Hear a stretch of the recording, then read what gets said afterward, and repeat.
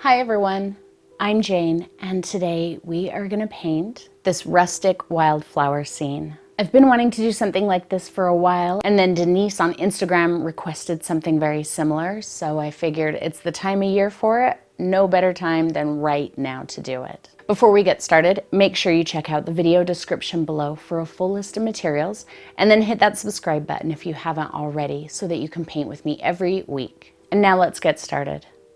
Okay, today's painting, I am going to use a Frederick's Red Label 12 by 6 inch canvas. This is fresh out of the package. I have not prepared it in any way. And I'm doing this in the portrait orientation, but this painting could look really cool in the landscape orientation as well. So whichever you prefer is perfectly fine.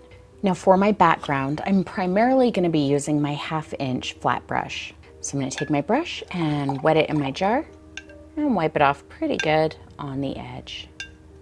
Now for the sky, I just want a really pale color. You can go as bright blue as you like, but I want kind of a look that maybe there's a storm that just is blowing out. So not a dark gray sky. So I'm gonna make my sky out of cerulean blue and burnt sienna with some white. Now the cerulean blue, it's a very muted kind of blue. It helps when you're trying to make things appear very distant. So I'm going to use that, but I'm going to pull in just a hint of this burnt sienna because it grays it down just a little bit. If you don't have burnt sienna, you could use burnt umber as well. It will just gray it down a little bit different, but it will still do the same thing. Tiny bit more. See how I'm just bringing in the tiniest amount of that burnt sienna, and I don't have a lot of that mixture on there. I'm going to get a good amount of white, and I'm going to start up here at the top. Just kind of start laying it on. I'm not trying to make clouds. There's going to be very little detail in this background because the focus of our image is going to be the fence post. So see, that color is almost not even there. It's very pale. Just scumbling it on there. I get little bits where the color's a little more intense, and that's okay. Let's get just a hint more of this color. As we move down, we'll make that color a little bit darker, which will, kind of see maybe there's some distant clouds there. And if it's too dark, just put a little bit of white over it. Nice light pressure. So see, I lay some paint down with that flat pressure, and then up to the tippy toe of my brush, light pressure. I go up into that white, all the way, and then right back down. And that's how we get that nice smooth blend. Let's keep going with that.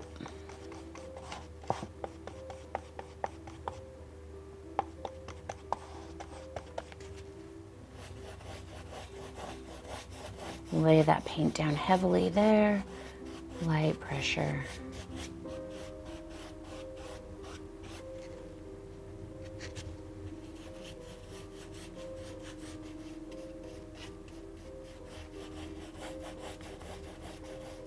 Remember that this is all in the background,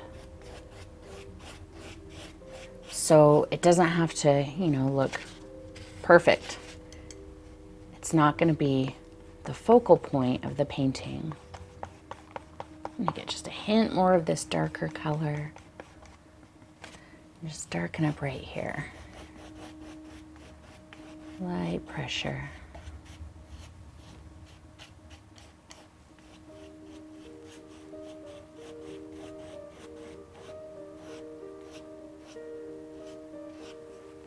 I think I'm going to bring it down just a little bit farther. Maybe not a ton farther.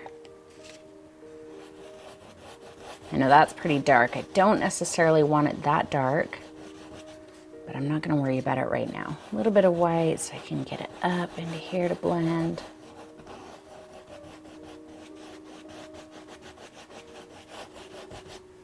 I just dunked into my water just a tiny bit because my brush was a little dry. Let's get a bit more blue on there. There we go. That's looking much better.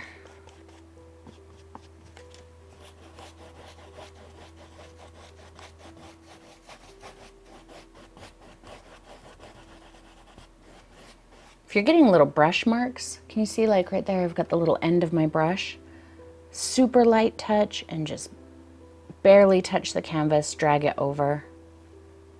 See, it just brushes it right out without changing the color. You don't want to, you know, put your brush flat because then you're going to get another brush mark. Just almost not even touch it. All right, I think that's good. I like how far down the sky is. I think I'm going to leave it like that. Okay, so you can see the sky comes about a third of the way down. We're going to start on the grass now. And we want the grass to seem very distant in the back. So I'm not going to put any detail. It's going to blend into the sky, and that's going to make it seem like a vast field back there. So the cerulean blue, like I said, is going to push things into the distance. It's a little more muted. The ultramarine blue is going to create deeper, more vibrant greens as we start to move a little bit closer. And I've got my cad yellow, and I've got some yellow oxide, mostly for toward the bottom where the grasses start getting a little bit closer to us. So I haven't cleaned off my brush. This is still the sky color on there. I just dunked it into a little extra water. I'm going to get some cerulean blue. Just load up with that. And I'm going to pull some yellow, cad yellow medium into it. A little heavier on the blue. Create a very blued out green. There we go. I'm going to wipe some of that off. I don't want a huge amount of paint on my brush, but I will come back and use that. You know, let's actually create a good amount of distance here. I'm going to pull a tiny bit of white into there too. Start just below that sky color, just below it. So you can still see some of the white of the canvas there. I'm almost scrubbing it, kind of scumbling a little. And then that light pressure, see that? Right up into the sky. For the most part, I don't want to be able to tell where the sky meets that distant grass or bushes or whatever it is. See that pressure I'm using? Very light pressure. Heavy pressure to lay it down. Light, light, light pressure to blend it in.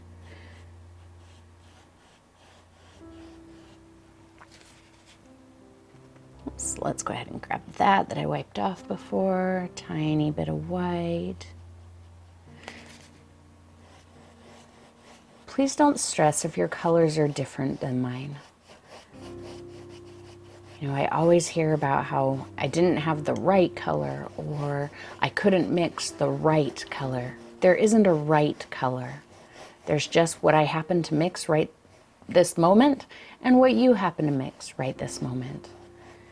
And I've done a couple little versions of this, just working out some ideas, and I promise you that every single time I did, my colors were a little bit different. That's just how it works out. Just bring a hint of that green up, maybe a little higher right there. Right, a little more blue, a little more yellow. I think every time I go back, I'm going to change my colors just a little bit. So this is a little bit more on the yellow side, but I am going to pick up, see that, the tiniest corner of white. And a little more dashing here. It doesn't have to blend quite so much. It's going to start moving a little bit closer to us. I am going to blend it a bit, but I don't need a perfect blend.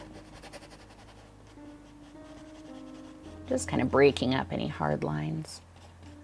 We'll save the hard lines for the elements that are, you know, closest to us.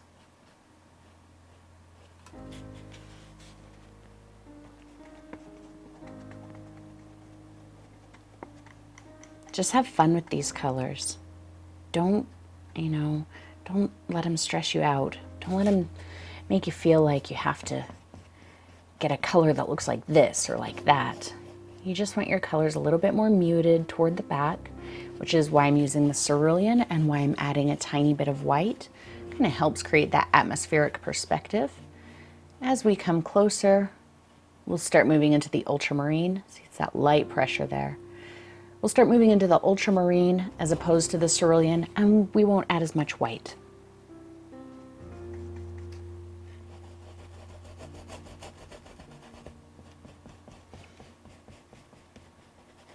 Just really trying to get all those little white spots filled in.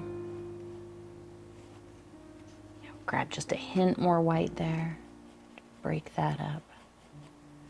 There.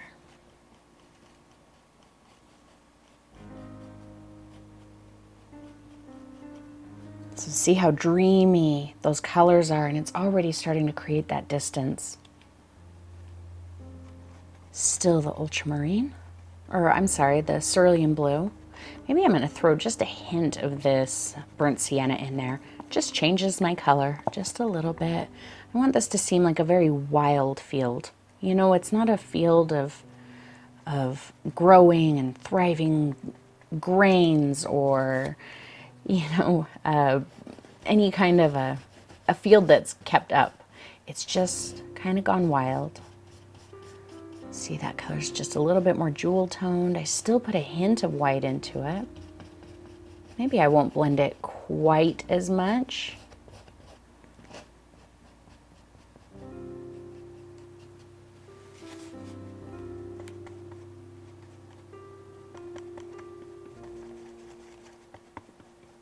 Still haven't touched that ultramarine yet. We will be getting to that.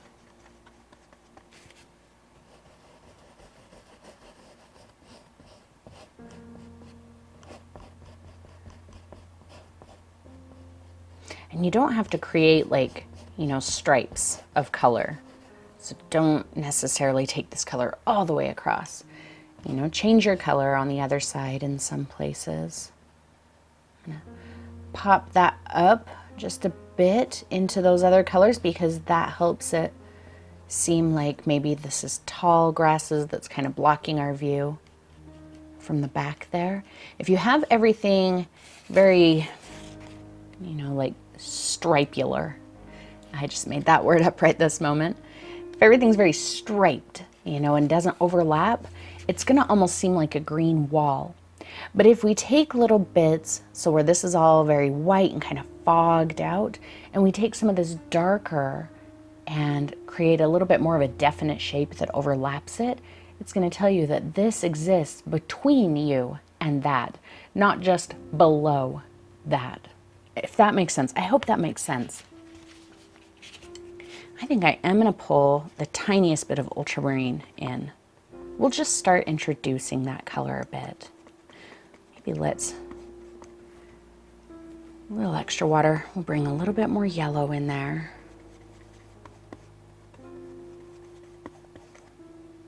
Tiny poke of white still.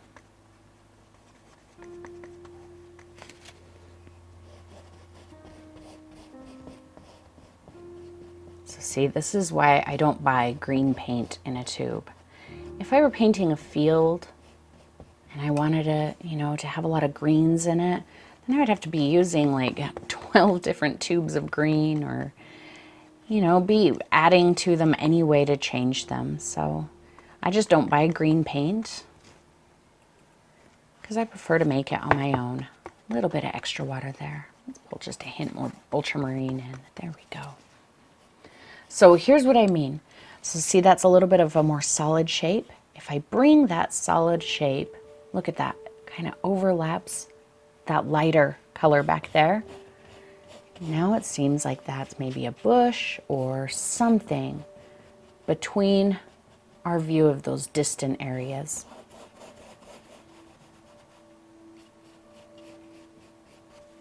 Let's go just a little bit more into that burnt sienna. Keeping some yellow in there.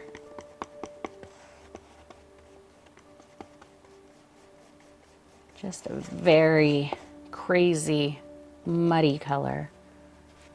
A little extra water. You could use matte medium if you like. I'm trying, when I don't like need matte medium, I'm trying not to use it because it confuses people sometimes if I use it and tell them, you know, you don't have to use it. So if it's not required for a painting, I'm trying really hard not to use it, but I do prefer to use it rather than just water. And you can kind of see why. I think I'm getting a lot of hard brush strokes, and I don't feel like I get that quite as much when I use matte medium, but with water I do. Let's go quite dark here.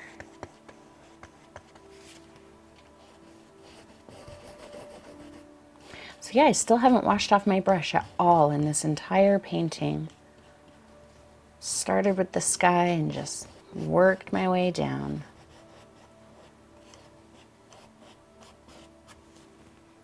Let's just pull some more yellow into that. A little extra water, tiny bit of white. We're about to the center of the canvas now.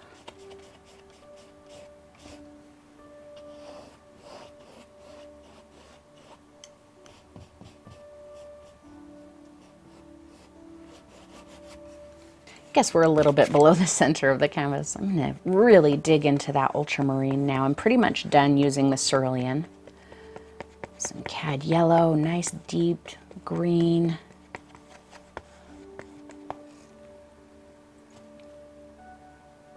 A little extra bit of water. And well, let's get a little bit more blue in there. Actually, there we go.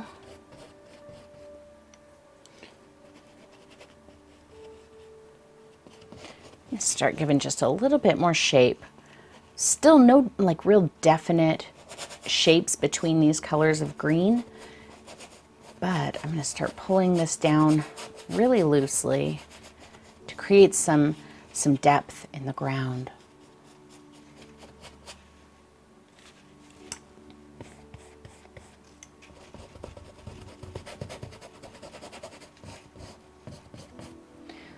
Get into that yellow, and we'll pull some yellow oxide in there too.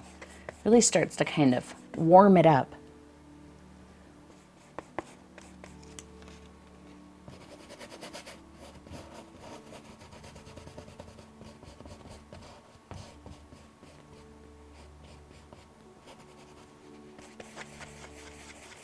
Just kind of mixing around in my palette, scrubbing in through that color.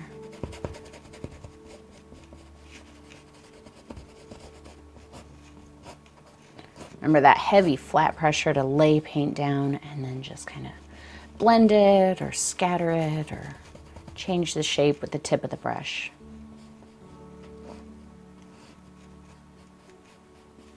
So whenever you see me pushing flat like that, I'm releasing more paint out of the brush. So flat and scatter. Let's throw a hint of blue up in here. There we go.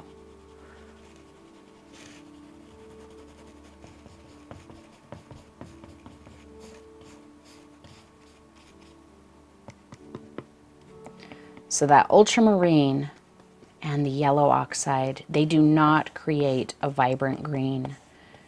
Very, very earthy, really kind of a grayed out green. And I think that that's a perfect color. I love, love, love that color. Pull you in there just a little bit tighter. And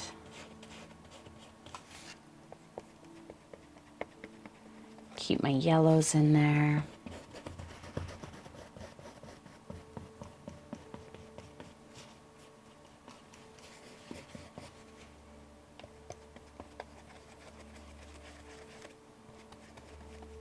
So in this painting, I would say the painting itself is going to be pretty simple. I mean, I guess that depends on if I go overboard. Sometimes I plan on a painting being simple and then I start working on it and I just kind of go overboard and end up, you know, digging into it a little heavier than I expected to. So unless that happens, I feel like this is going to be a pretty simple painting. But we are using some concepts that will really help make your paintings better, you know, a little bit more,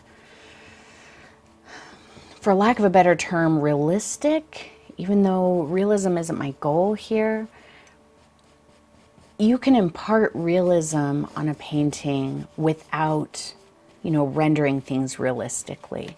So what I mean by that is, you know, as long as you've got like your values and your hues and everything that are right, you can make something very abstract appear quite realistic. So I'm doing that here by having those super cool colors in the back, you know, where we use that cerulean blue and white in the distance. And it really helped to gray out everything back there. And then as we come forward, my colors are getting much warmer, and that pulls them closer to us. Also notice my brush strokes are much more, you know, kind of scattery looking. You're starting to see a little bit more of the brush stroke shape, like through here. And that helps pull it closer to us as well. So in the distance where everything just kind of fogged out, not only was the color creating distance there, but the shape or the lack of shape in those elements was creating distance. I'm going to keep just a little dark blue for under here.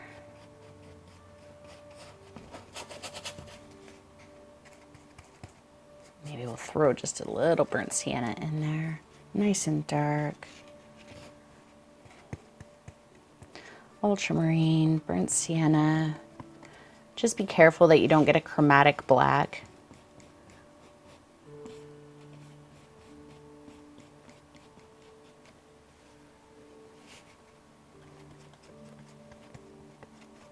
Because these two colors together, if you mix them in the right proportions, you'll get a color very close to Payne's Gray.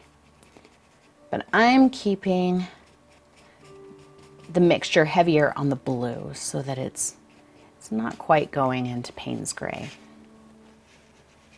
Let's put kind of a little bit more of an inviting bright green right here at the bottom.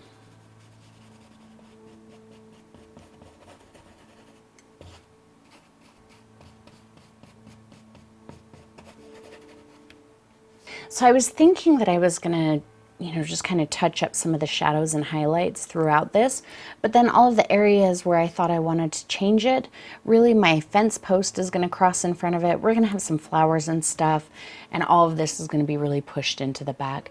So I don't want any of this to compete with our foreground elements, so I actually think I'm just gonna leave it exactly the way it is. Okay, so we're gonna start adding the fence post in, and to do so I've got burnt umber, black, and unbleached titanium white. Now, you don't have to use unbleached if you don't have it. You can use regular white. I prefer the unbleached when I'm painting wood because I feel like it gives me a little bit more of a lifelike color, where I feel like titanium white just makes it look too like flat and gray. The unbleached keeps a little extra warmth in there. Still using my 1/2 inch flat, I'm going to pull out some brown and just a hint of black. Just a super dark brown color. And a little bit of unbleached.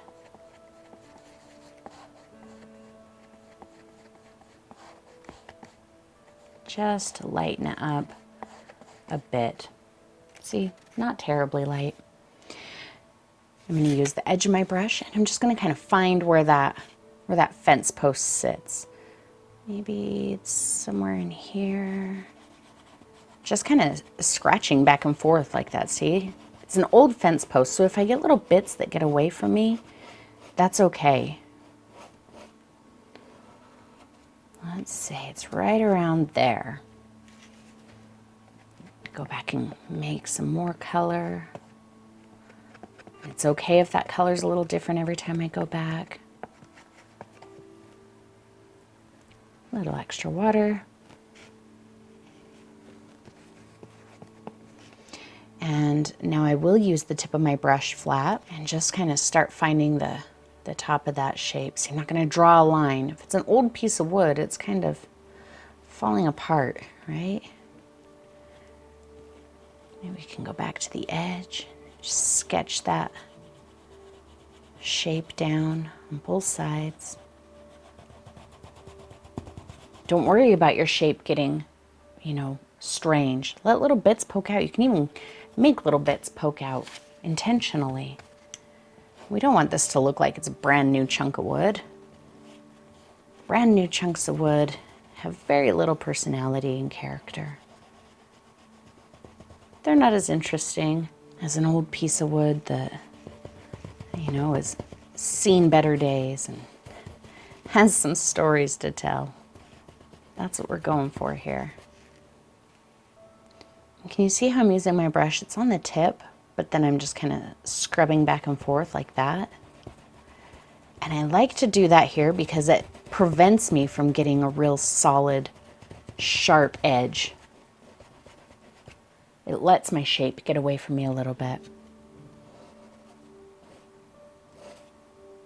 Just fill that in at the bottom there. Back up onto the edge. I know some of these lines are kind of fuzzy on the edge, and I don't necessarily mean that I want these fuzzy lines, but I do want, you know, just kind of that organic shape that I get. So don't worry about fuzzy edges right now, because clearly this is not our final layer, and we can, you know, make any of those edges solid as we go along.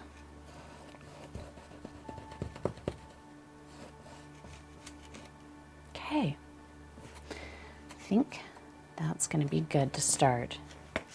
All right, let's get some texture going on our log, and to do so I'm going to use my fan brush. I'm going to wet my fan brush really well in my water and wipe it on the edge. So even though this brush is quite thin, it holds a lot of water. It holds more water than you think it will. So you want to wipe it off pretty good.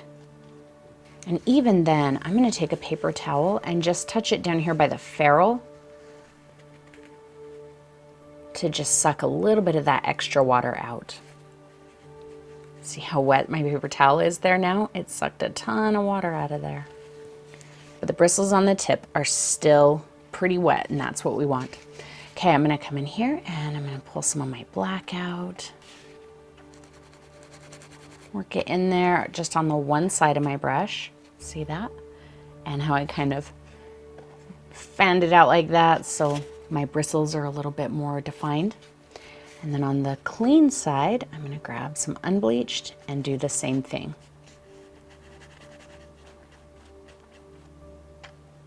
And then just kind of fan them out a little bit.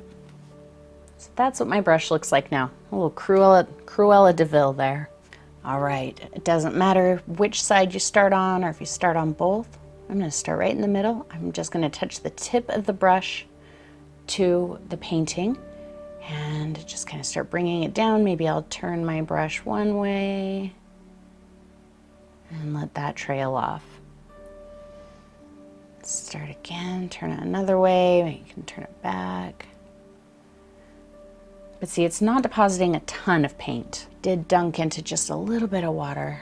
My brush was just a little dry. Let's start with just the white there. The unbleached, turn it down. Just dip into a tiny bit of water if you feel like you need it. And we'll get a little hint of black.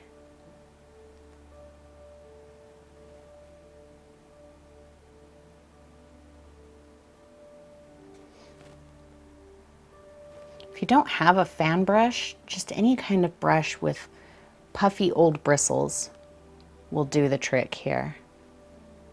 And again, we'll start right here in this little bit that's kind of poking off. We'll say it's a splinter.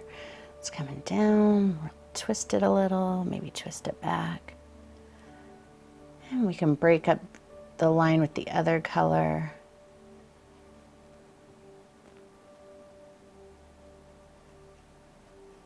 The one thing I want you to be cautious of here is overworking your paint. Don't overwork your paint. There's no reason to, you know, go over and over and over the same spot, because this isn't, you know, we're not done. This isn't how the log is going to end up looking. We're just adding some little spots for us to work off of. So right here, it kind of looks like there's a little bit of a knot. So I just kind of took the corner of my angle brush or fan brush, whatever brush I'm using, and just kind of like blopped into there. Nothing real fancy or specific. It just reminds me that I want to see a knot there. And I can make it look more like a knot or take it away altogether later if I like. Kind of go around that knot and down. A little bit of black. See, I'm just scratching it in there, not worried about what any of it looks like right now.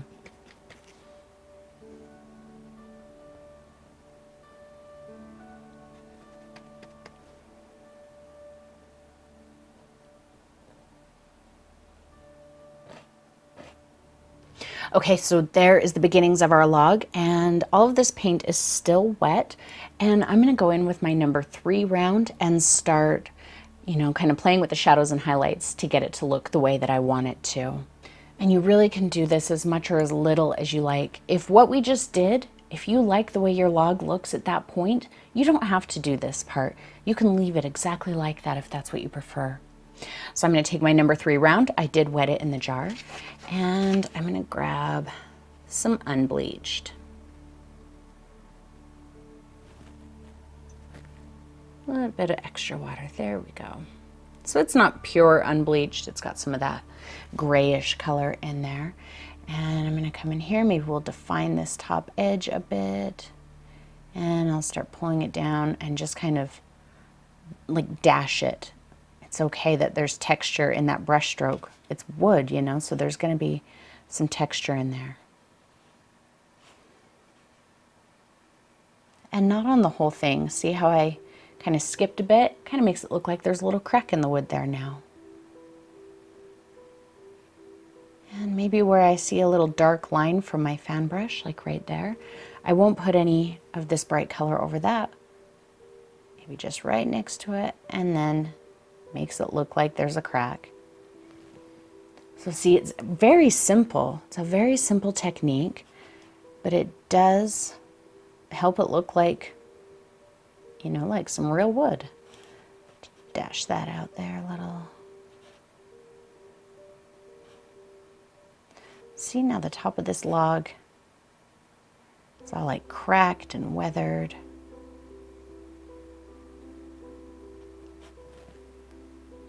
Not a lot to that. Very, very simple. Just scratch it in there. I'm only using the tip of the brush there. And if I want to go in with some darker color, just getting both the black and the brown, we can say there's a little bit of crack right there. If you put the darkest color right next to the lightest color, that's going to be the most effective. So see, I'm putting this really dark color right next to that bright color. That's going to be really effective in saying there's a crack there. See that? We can even dash just a bit there. Not difficult at all. I think anyone can do this. I've got my hand resting on my canvas, so I don't even have to worry all that much about brush control as far as like how much pressure I'm putting on the brush.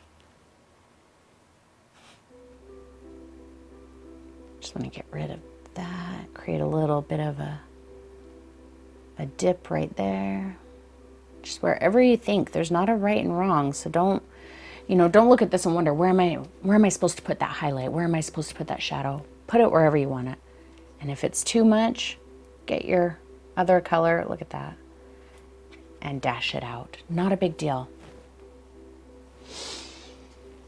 Let's keep just working our way down. And there may be areas that I completely skip where I don't do any of my highlight color. I didn't wash off my brush there. Maybe I should, or at least just kind of wipe some off. Dunk into the white, the unbleached white. Run a little line down there. I'm going to come back and just kind of scumble out that back side of it.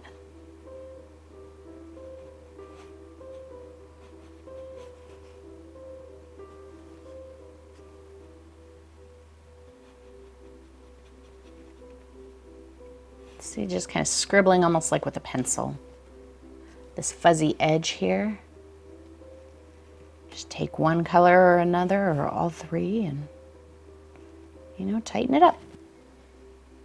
Maybe let's put a nice bleached out area on this. This part's facing right up at the sun. So we'll bleach it out pretty good. Just scribbling with this little brush.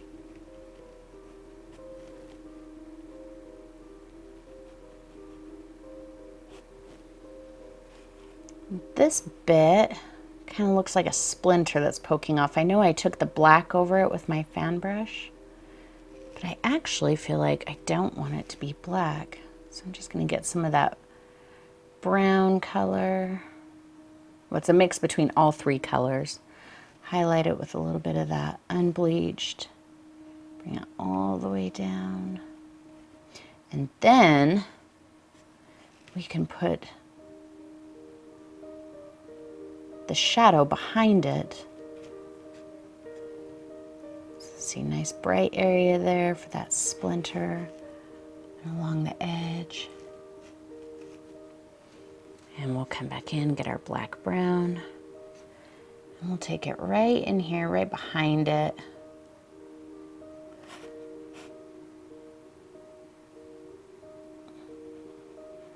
And scumble it out there.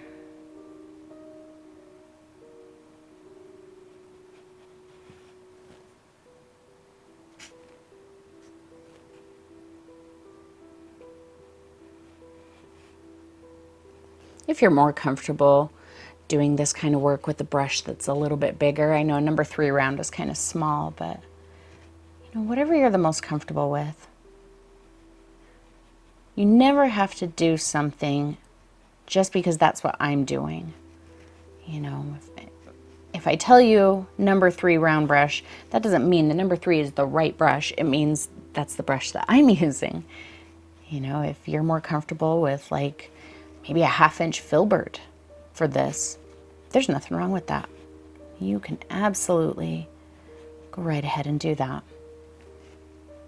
Make sure you stand back to judge this. If you're just standing right in front of it, it's going to look like just a bunch of scribbles. But if you kind of stand back, then you can see where you've got highlights and lowlights and see how everything's coming together. Honestly, I think that this piece of wood is where we're going to spend the most amount of time on this painting today. It's our focal point, so we want it to be, you know, as detailed as we're comfortable making it. Just throw a little shadow in there. Shadows are always more effective when there's light nearby.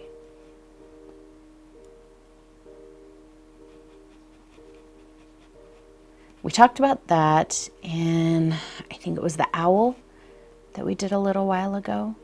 You know, sometimes people will tell me, my white doesn't look bright enough.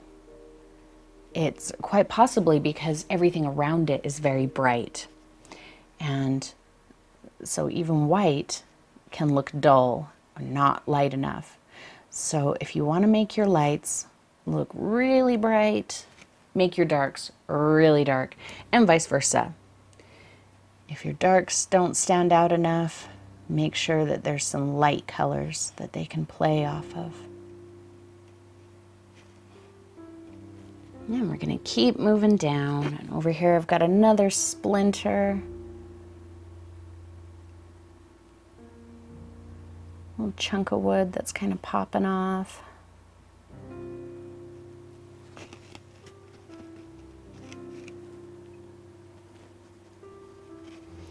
So we'll just fill it in with a color. It doesn't matter what color. I'm just creating the shape and giving it some structure. Maybe a little extra brown in there because it's pretty gray. There we go. I like that. And let's get our black brown, almost completely black, and we'll put our shadow right in here behind it. Actually, this whole back area probably could use a little extra shadow. It's leaning away from the sun.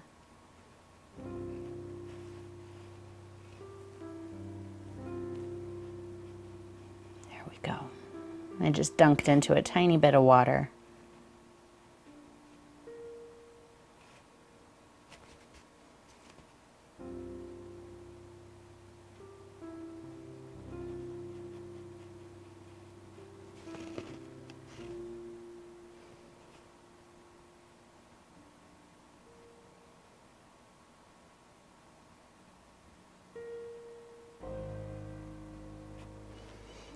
Let's get that highlight popped back in there.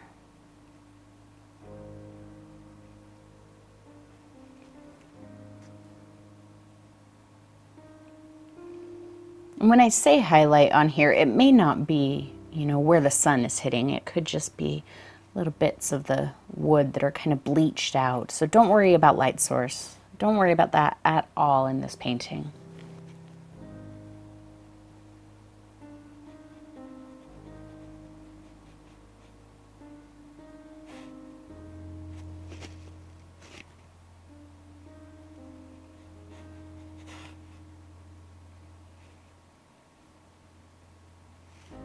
See how I'm just kind of taking a cue from where my dark is.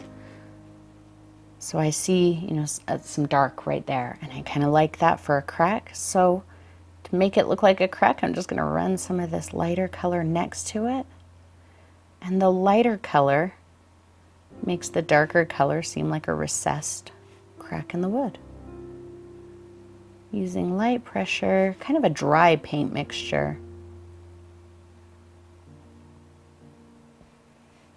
Not a lot of water on my brush right now. Let's give this eye some good life. So some of my unbleached, still just a filthy brush. I have all of those other colors on there. Scumble around the edge of it a bit to find these shapes.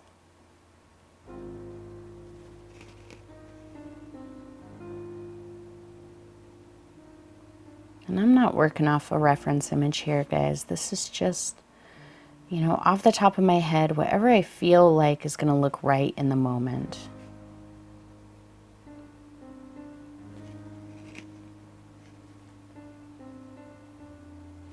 And so yours is going to come out looking completely different from mine. And I want you to remember that that's a good thing. Because it means that you're using your creativity.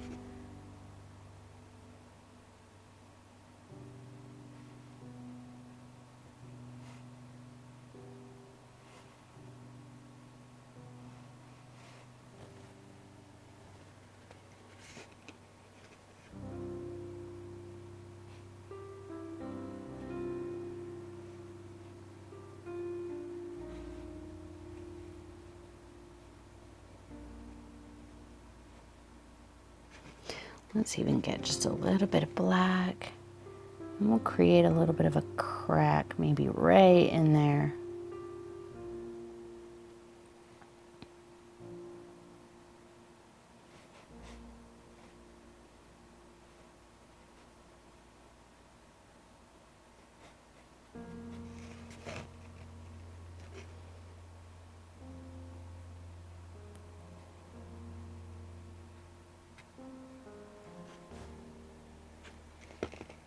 A little bit more, I like that little bit of white in there.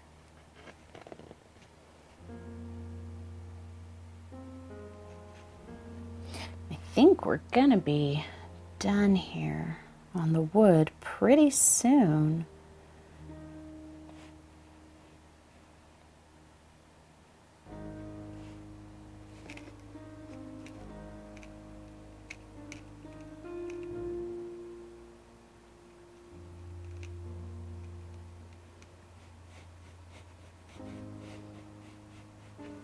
Just remember, anytime you can change anything you don't like. You know, I harp on that a lot, but I do because I hear it from you guys so much, you know, about, I don't like the way this turned out, but then you leave it because you're not sure what to do about it or if you can do anything about it.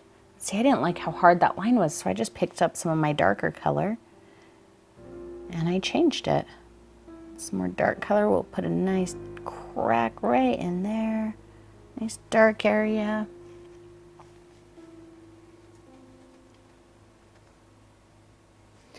We need a little highlight going on in here. This area is all pretty dark.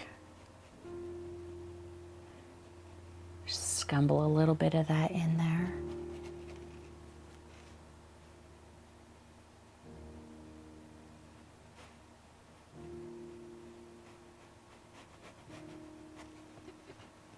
A little of my dark color.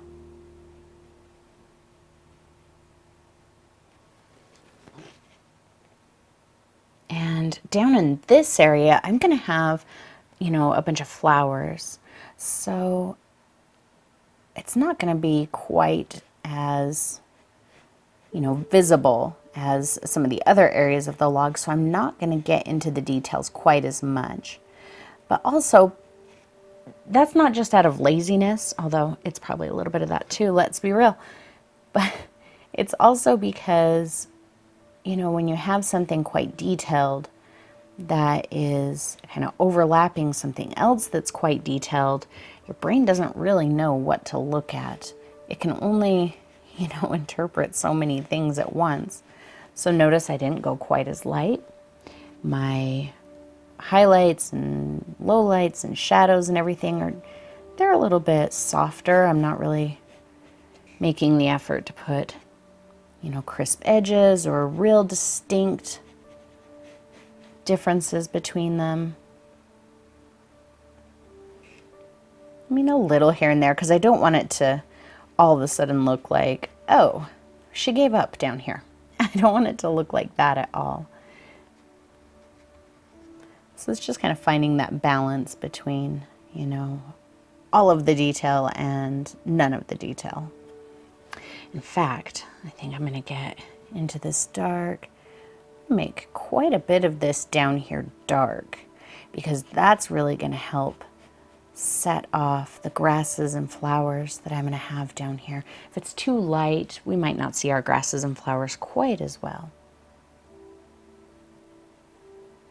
because the values will be really close to the same. So I'm really just getting mixes of that black and brown, sometimes little hints of that unbleached just to keep it from turning solid black. I think that's going to be pretty good. I'm going to zoom you out here in just a minute. Then I think I'm going to take a break from this for a couple of minutes so that I can kind of reset my brain. And then I'll come back and look at it and see if I need to touch up any of the shadows and highlights anywhere before we move on. Okay, so I'm going to get away from this painting for about 10-15 minutes, and then I'll come decide if I want to touch any of it up. Okay, I took a little bit of a break from it, and I think overall I'm super happy with the way it looks. I think I do want to add a little bit more of a highlight up in this area, and maybe around this knot, because I really like the knot. I feel like it's going to draw attention anyway, and so I'm just going to kind of pop some highlight around it, and then we'll move on.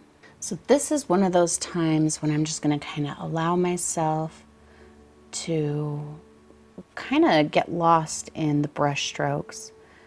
You know, I macro focus. So what I mean is I really pay attention to what every single brush stroke is doing by itself. You know, take a brush stroke down and just kind of enjoy it and appreciate the way that it covers the canvas, but not in a judging way. You know, I'm not looking at it at all and saying, oh, that's not what I want, or, you know, I'm just being mindful of it. And it's that whole observing thing that we talked about before. I'm certainly the one doing it, but I kind of just feel like an observer, just seeing what's happening and being accepting of whatever that is.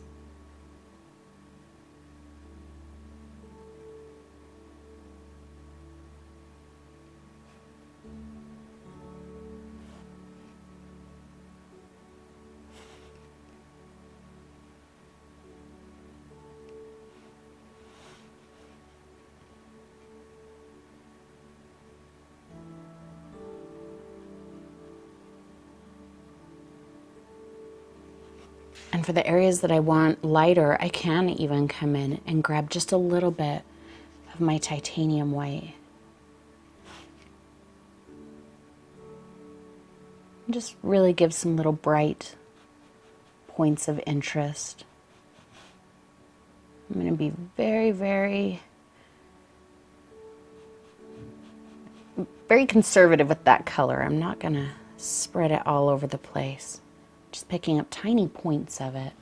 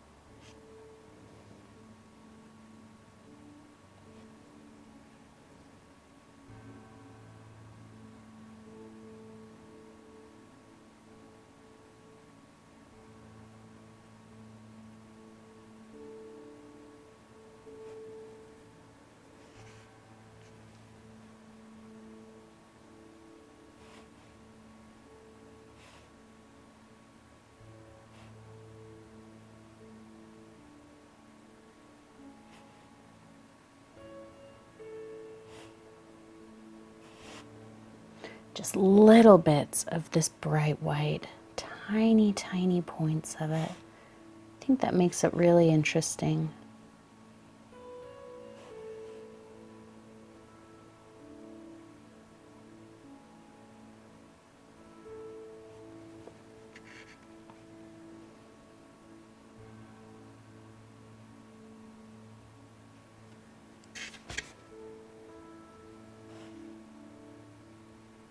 Just a little bit of white right there. That felt like a really interesting spot to me that I want to make sure is visible.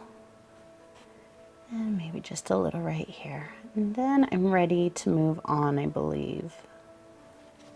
All right, before we move on to the barbed wire, I'm going to add some grass at the bottom, and we'll come back and add more grass later. But let's just add some so that we have a little bit behind the barbed wire. So I'm still with my number 3 round. Got some more ultramarine and cad yellow medium. So we'll pull some of the ultramarine out and some of the yellow. Doesn't matter if it leans more of a blue, more of a yellow. We just want a nice bright color. Just a nice green that will show up. So that's not going to show up against that background real well. So let's pull some more yellow in.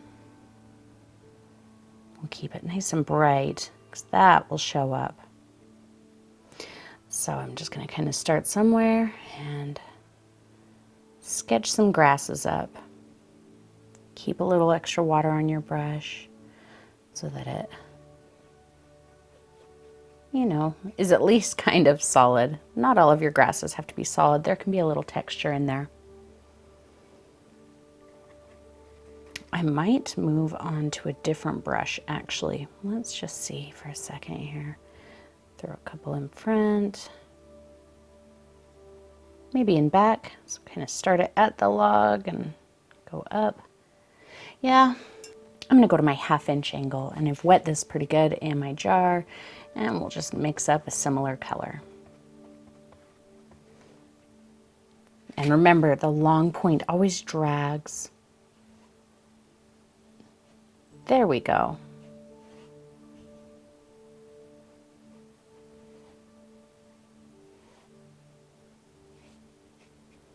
We'll just get some. Let's go a little darker over here so that shows up. That area is a little bit lighter in the background. There we go. Some can cross in front of the log. Some can come from behind it.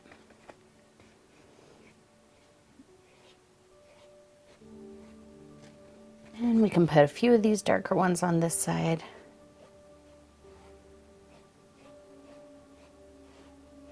I'm going up about halfway up the canvas, quite tall. And maybe we'll throw a couple of these brighter ones on this side. So even though you won't be able to see it as well, you want to maintain a consistency. You don't want to have, you know, bright green grass on one side and dark green grass on the other side of the log, because that's going to be a little confusing.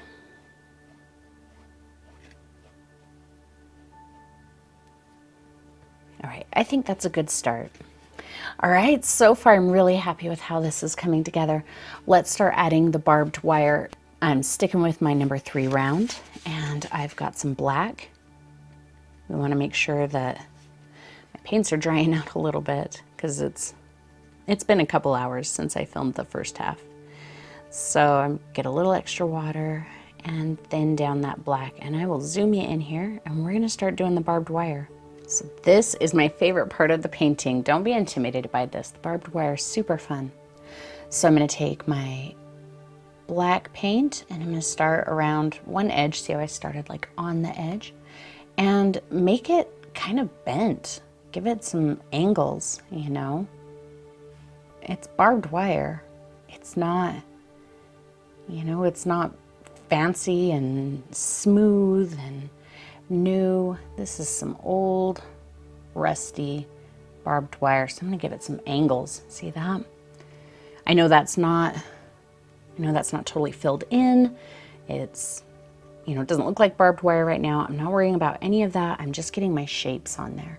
So that goes back behind, and let's see, maybe it comes back out over here and we'll come out again, another bend.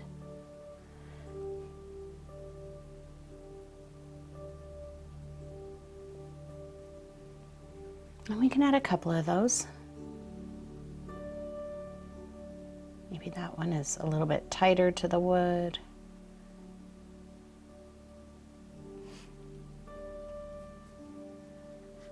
Just all wrapped around there. And let's take this.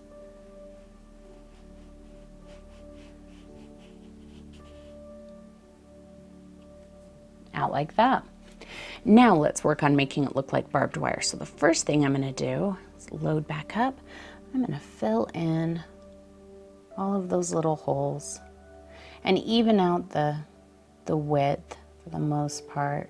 There we go. Oh, we need a little piece that's kind of going out that way. There.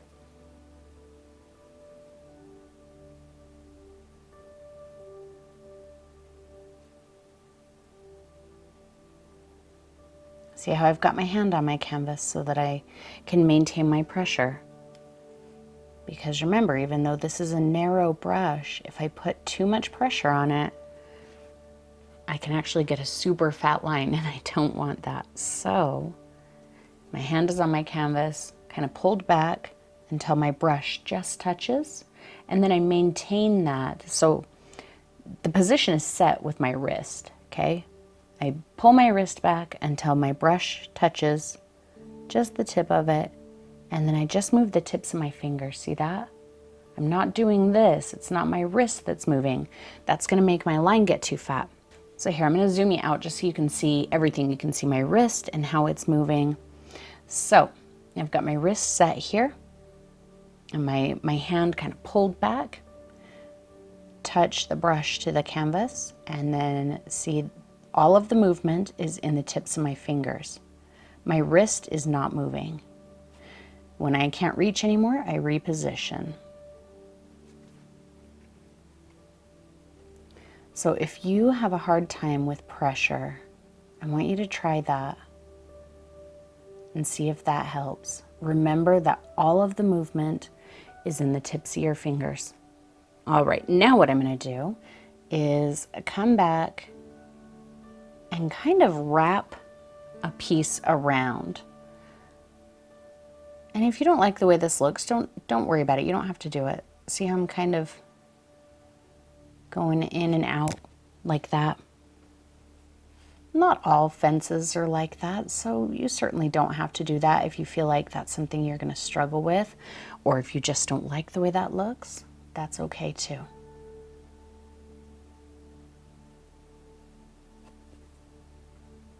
And you don't have to make it real even. You know, maybe it's come untwisted in one place, or even, you know, maybe one of the twists, one of the little bits in the twist is broken and kind of poking out. So maybe I'll do that here. That little twisty bit is broken. Oh, you can't even see it. There, see how I was twisting it here, and then I just kind of took it off to the side, and we'll give it a hard edge there where it broke.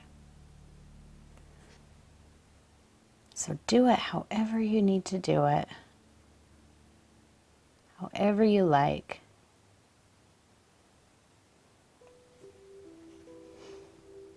And don't worry about getting lost, you know, not being able to tell which one goes to which wire.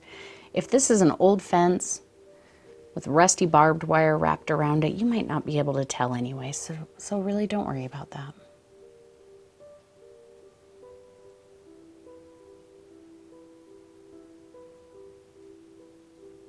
The little actual barbed pieces, they're going to be super easy.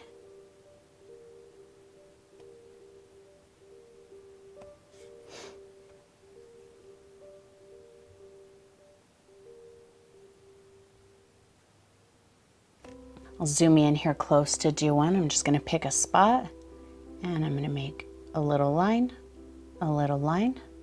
and a little flick.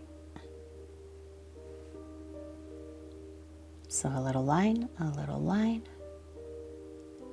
and a little flick.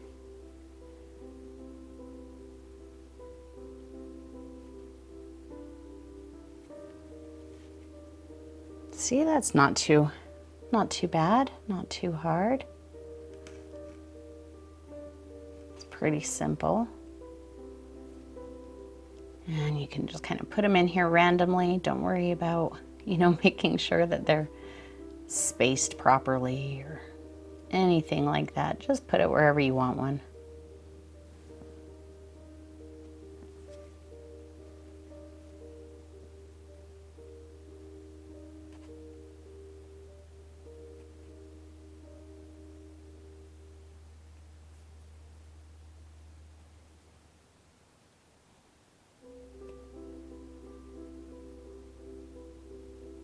All right, let's do one down here.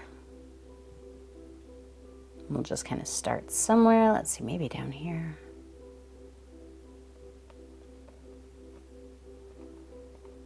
Around, back down.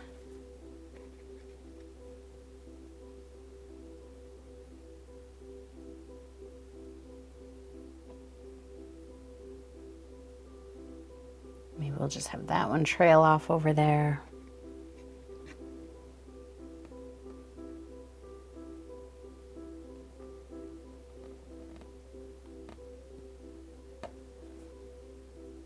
And we'll take a little bit from here.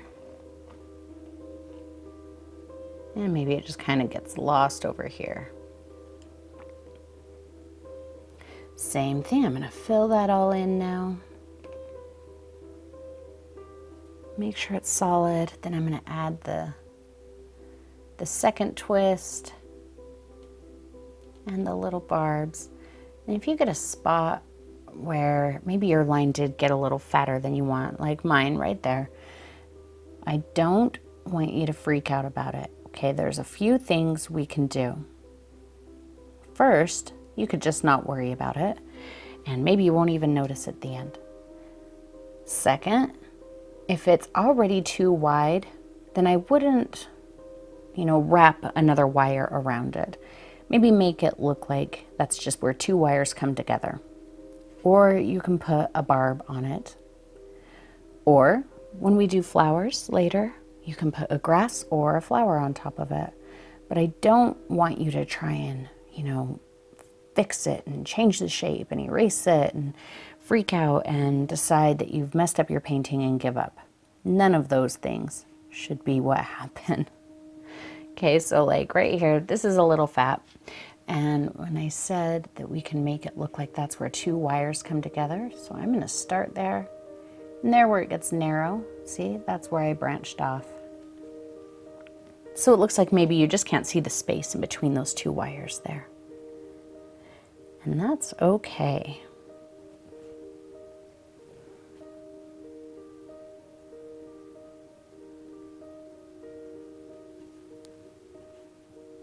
Same with here, that's a little chubby.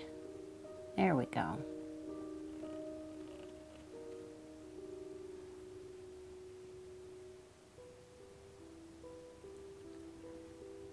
And I don't want you to worry about the flowers. I already know some of you are dreading the flowers, because some of you always tell me how you don't do flowers well. So I don't want you to dread the flowers. You can either skip them altogether or, you know, do them completely different. But I think that the way that I'm going to do the flowers is pretty simple. And I feel like if you're patient with yourself and you don't, you know, tell yourself in the first place that you don't know how to paint flowers, that you're going to do just fine at them. Remember that when you talk mean to yourself, when you tell yourself things like, you know, oh, I don't do that. I don't know how to do that. I don't do that well. You're discouraging yourself, you know. It may feel emotionally different to you when you say, I don't do that well, than it does if somebody else says to you, you don't do that well. But to your confidence, it really does the exact same thing. So please don't set yourself up for failure by telling yourself that you don't know how to do something or that you don't do something well. Just do it. Even if you don't do it well, so what? What does it matter? You have to, you have to do things poorly before you can do them well. You have to.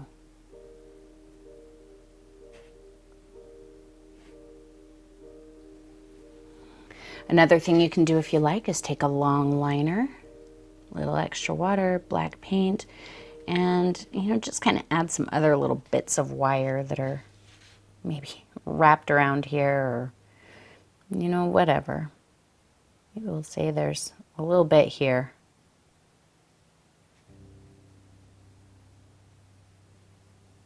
And then if you think this is scary and you don't want to do that, then don't do it. Like I said, you never have to do anything just because I did it.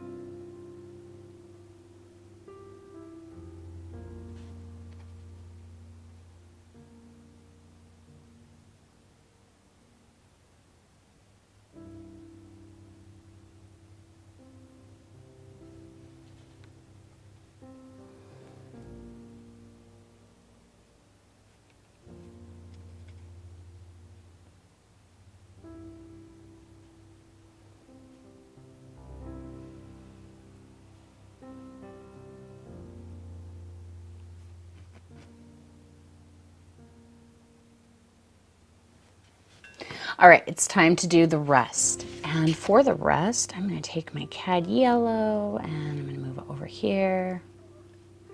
And I'm going to mix it in. Oh, my burnt sienna is pretty dry. Grab some burnt sienna, mix a little cad yellow into it. Start to get this nice rusty color. A little bit of water.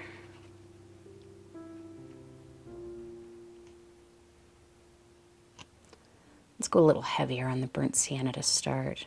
Maybe I should just get some new. There we go. I'm going to zoom in there tight for a minute so you can see exactly what I'm doing. I'm not going to go and redo all of these lines. I'm not even going to outline everything. I'm just going to kind of say, there's some. Maybe I'll take this. You don't have to worry about, which piece goes over or under. Because if somebody's looking at your painting and judging, oh, you put this one over top of that wire, but really that wire should be in front, then they're looking at it too close and you don't need to listen to what they say. So just kind of put it where you want it. But see, I'm leaving a lot of that black showing.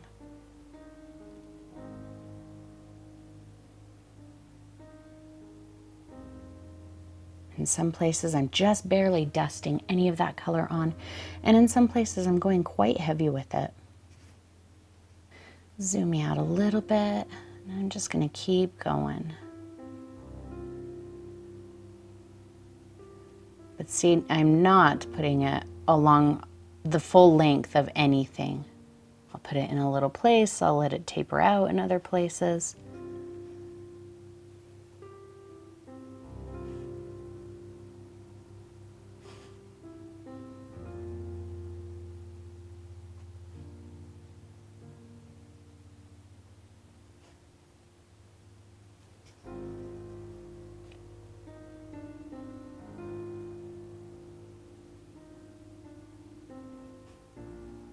And if you happen to put a color, you don't like the color, or you put it somewhere where you don't want it, let it dry, paint it black later. Don't sweat it. Remember, we paint to enjoy. We paint to do something fulfilling. There's enough stress in the world. There's enough things to be anxious about.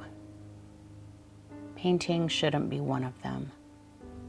Just zoom me out a little bit more there while I finish up this color on this whole top section. Then we'll move down to the bottom section.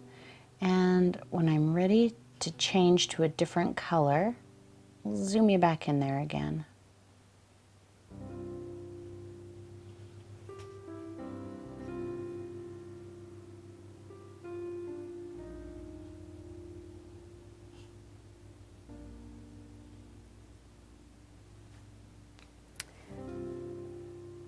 And we'll keep going down this way.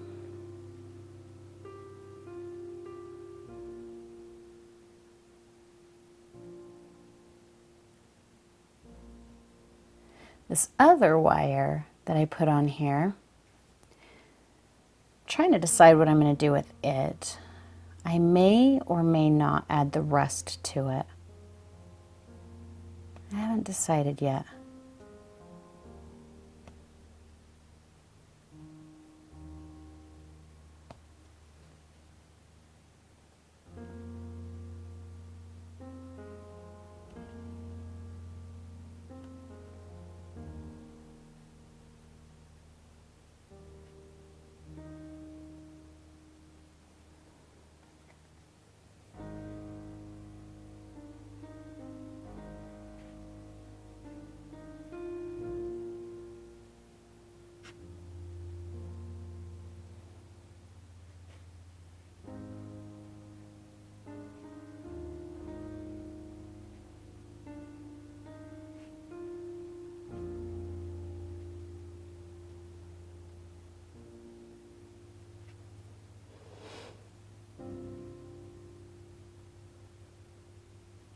If the black of your wire is still wet, I think that's okay.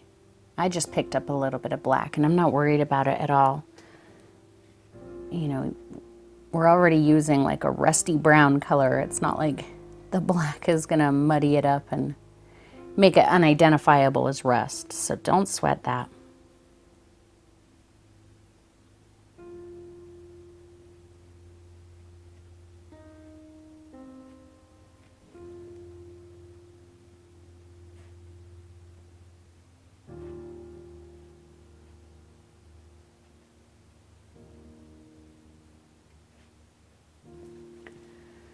Okay, back up to the top, getting more burnt sienna. And I'm gonna get a little bit of white. Start mixing a little bit of white in there. Keeping a bit of yellow in there.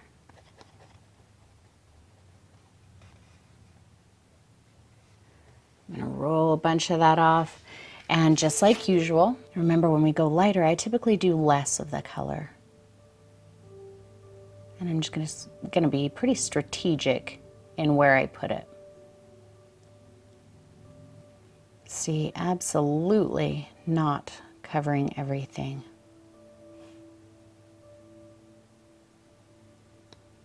Let some of it just kind of fade out. Let some of it be a little bit bolder and stronger.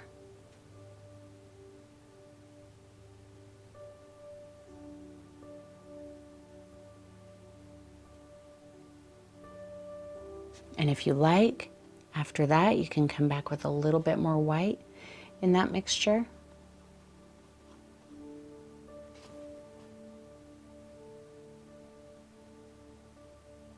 And just really punch a few bright spots in there.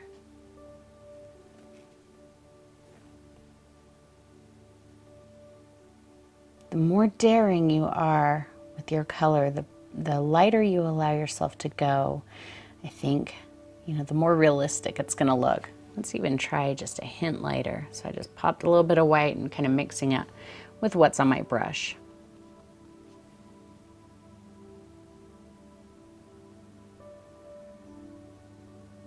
Yeah. But see, I'm barely touching any of it, but where it's touching, it's making a little difference.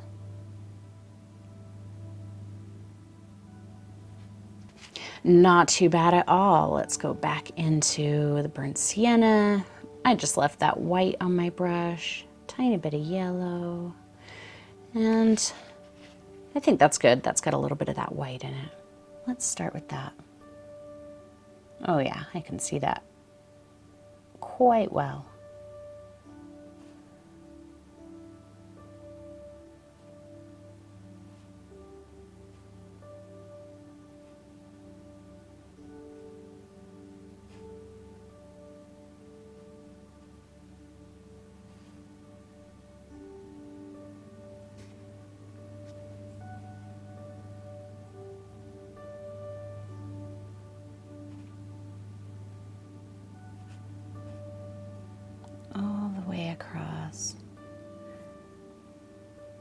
wanted to paint something like this for quite a while.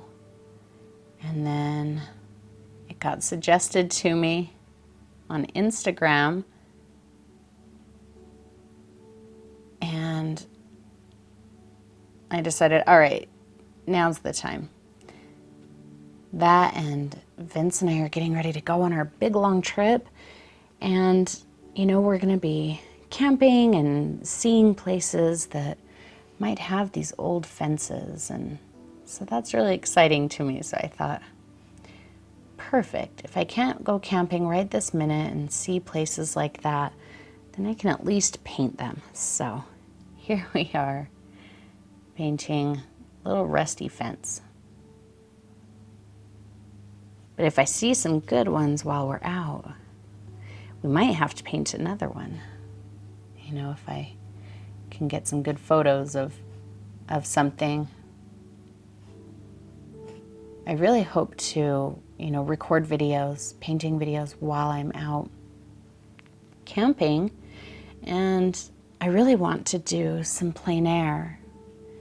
So if you're not familiar with plein air, what that is it means, you know, in plein air, like out in the air. Exactly what it sounds like. It's painting outside. And that can be a lot of fun. You know, it comes with its challenges. If you're using acrylic, you know, it can be challenging to keep your paint from drying out. If you're trying to paint a specific scene and the sun is going down, you know, it can be a challenge to get that scene rendered on your canvas, at least in a way that you can remember it so you can come back later and, you know, put some more energy into it. But yeah, I think plein air is a lot of fun, and it's something I really want to explore a bit more while I'm out on my trip. And if I saw a little scene like this, then this is something I might set up in front of and, you know, start painting. Let's put just a hint of a highlight in there. I didn't really put anything right there. All right, and down here.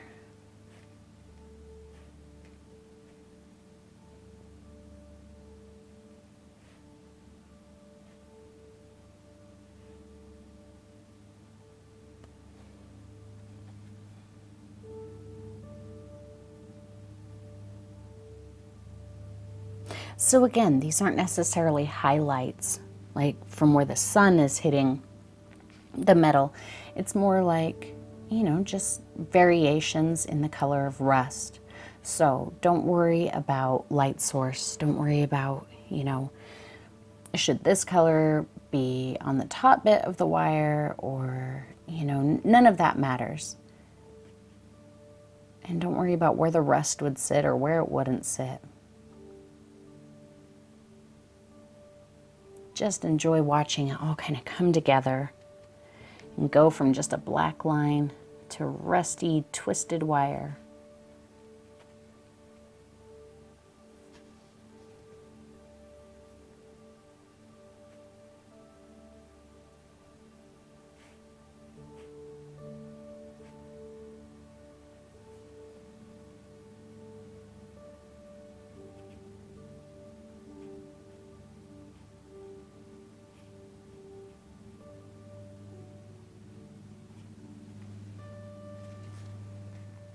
And lighter.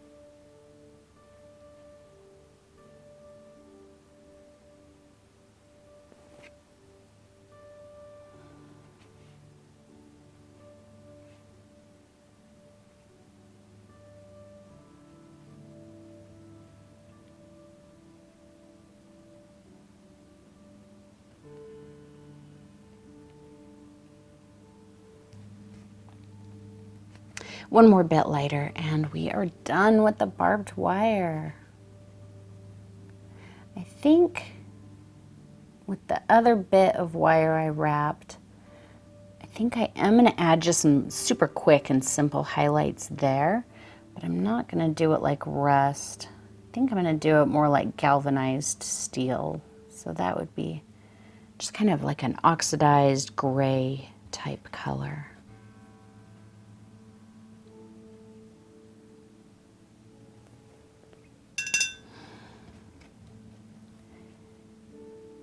In a past art life, before I started making videos, before I really started painting, I was a metalsmith and I made, you know, a lot of jewelry, and I worked with copper and, you know, silver and gold a bit, but I used to kind of study metal a lot, especially rust and, you know, the way certain metals oxidize, because I would try and, you know, I liked my jewelry to look like maybe it was rusting or, you know, just oxidizing like that.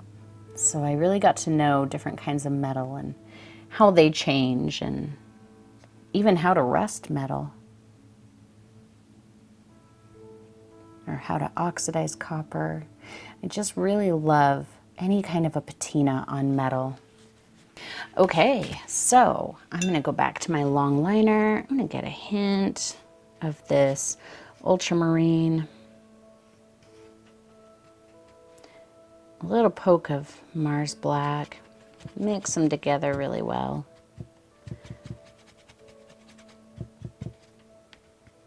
And some white. See, just kind of a nice, cool gray color. And the coolness of that color is going to help keep it separate from the gray colors in the wood. Since the wood is a little bit warmer, this is a little bit bluer. And I'm just going to come in here and just kind of touch some of it. I don't think I'm going to highlight all of it.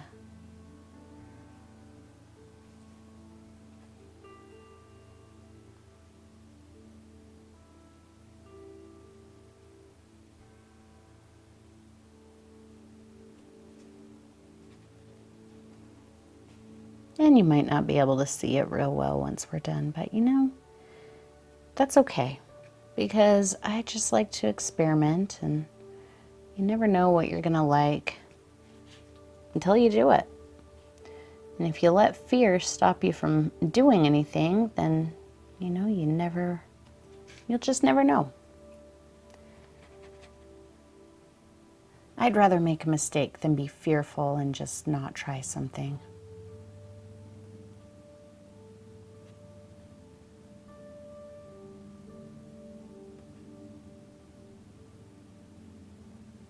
I'm going to dunk into a little bit of white.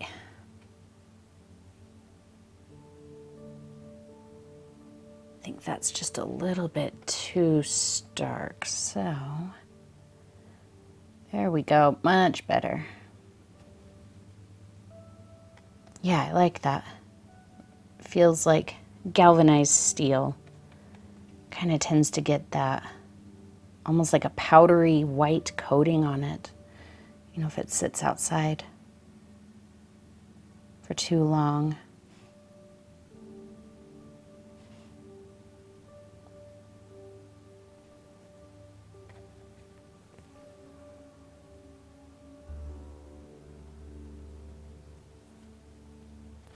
And I think that's about good. It's a nice contrast too, that blue-gray. It's a nice contrast to the rust on the other wire. Okay, I'm gonna go back to my 1/2 inch angle. Let's add just a few more grasses. Get some in front of our post here, up over our barbed wire. We don't have to do too many. We just want to get a few that are on top of the barbed wire and in front of our post.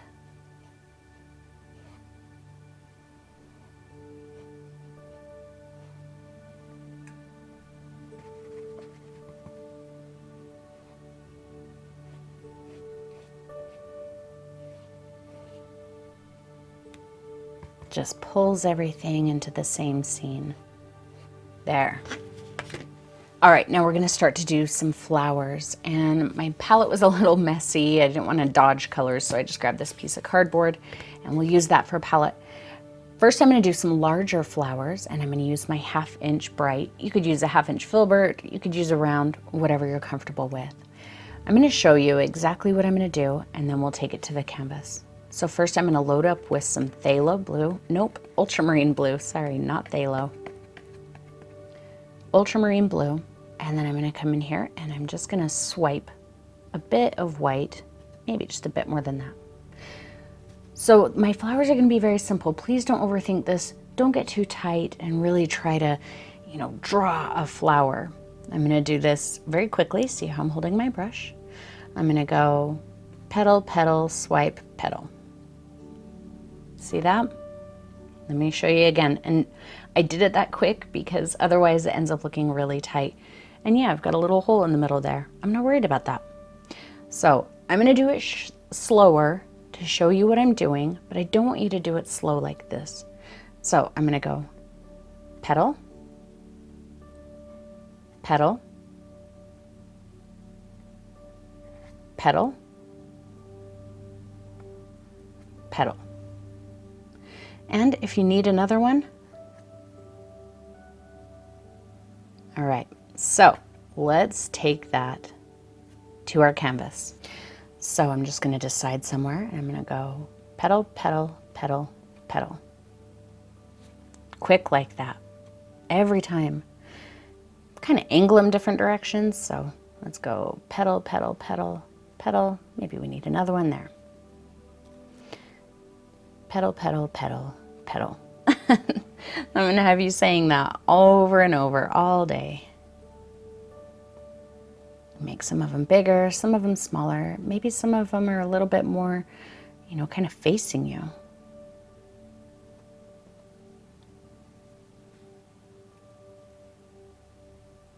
Maybe some of them are facing away over here. Some overlap each other. They don't avoid each other. I'm just gonna zoom you out there a little bit so that you can kind of see, how everything's working together. See, some are quite small. Let's even just take one right off the edge. Don't make them avoid each other. Intentionally overlap a couple. Let's get a little more blue over here.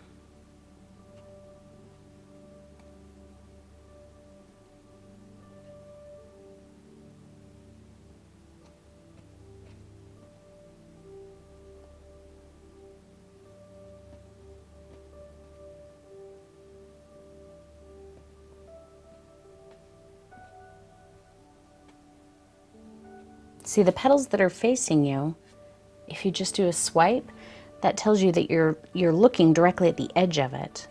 So that's why on the front edge of a flower, I do that.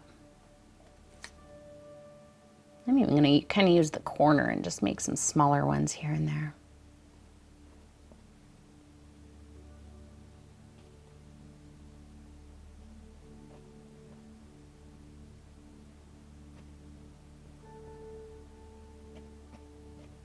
See how simple they are? It's just 4 little brush strokes. 4 or 5, you can add 5 if you like. I think that's probably good for now on these ones. I might come back and add just a few more, but I'm gonna stop right there for now on the blue ones. Now I'm gonna go to my number 8 filbert, and this is not my fuzzy one. This is the regular number 8. And I've got some burnt sienna. I'm gonna load up with that. I really have found, you guys, that the looser and quicker I am with brush strokes when I make flowers, the happier I am with them. When I really tighten up and try and control each petal, then they just end up looking stiff and ugly. And then I'm gonna swipe into my orange. So this is just like I did with the blue and the white. I loaded up with the blue and then I picked up white. So I'm gonna do really the same thing. I might use kind of the edge of my filbert instead of the flat part. So I'm going to do a very similar brush stroke. I'm going to go petal, petal, petal, petal. 1, 2, 3, 4.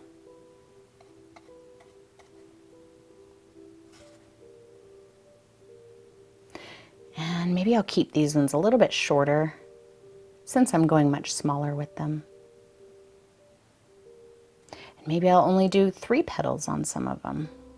They're much smaller flowers. They don't have to look exactly the same. They're totally different kinds of flowers. And yep, I can overlap some of those blue ones.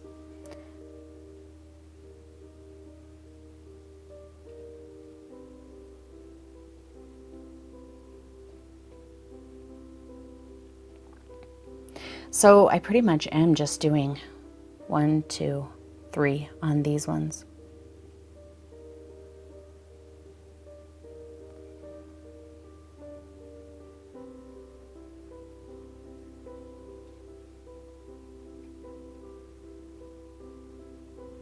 Just a couple more of these orange ones, I think. We'll just maybe add a couple over here.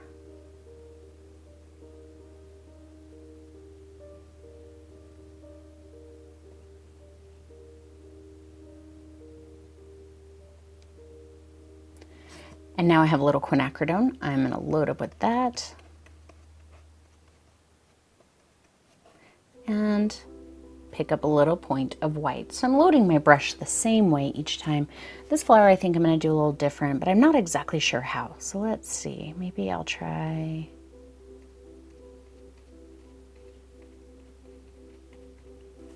What about something like that?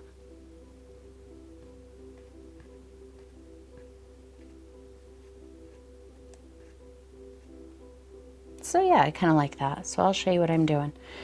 It's just like a touch with the edge of the brush, kind of touch off to the side.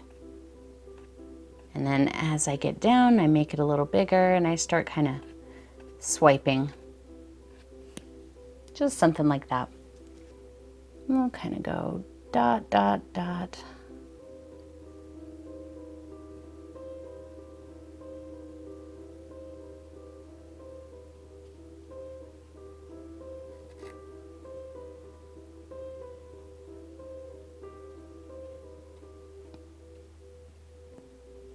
So it's really the exact same brush strokes. It's just I'm doing more of them and kind of in a, you know, a different orientation from the others.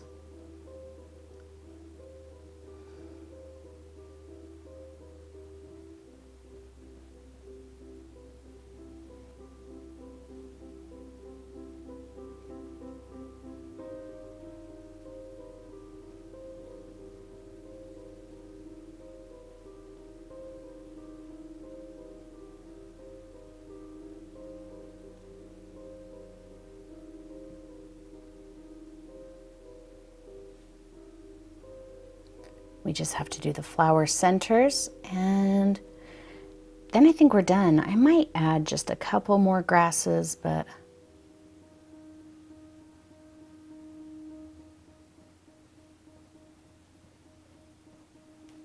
I don't think so. I think I'm going to go back to my burnt umber here, still using my filbert.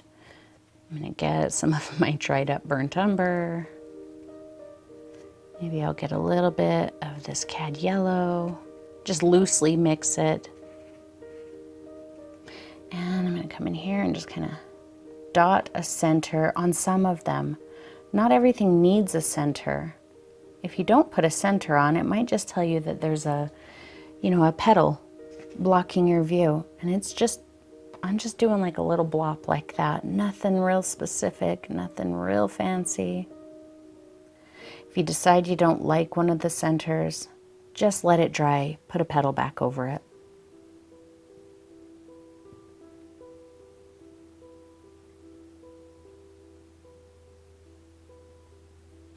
Back to my number 3, I'm going to get a little bit of black, and in the orange ones, I'm just going to kind of just like touch a little, just a little spot in there in some of them.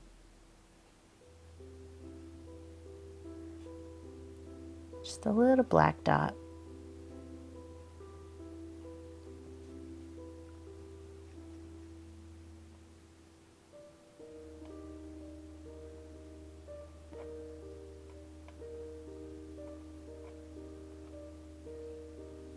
I'm gonna dry this real quick. Back to my angle. I'm gonna add just a few more grasses. Notice I didn't worry about putting the flowers right on, you know, any kind of a stem or anything. And I'm not gonna worry about that now either. I'm just gonna kind of get a couple in here that overlap a bit. If there's something you really feel like needs something, just indicate a stem. See? I didn't like actually like draw, like start here and track it all the way down. Just kind of, you know, just the indication underneath it that there might be a stem is really all you need.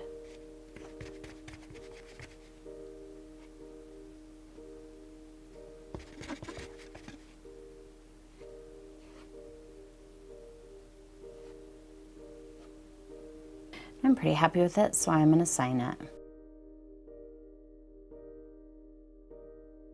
And there's your rustic wildflower scene.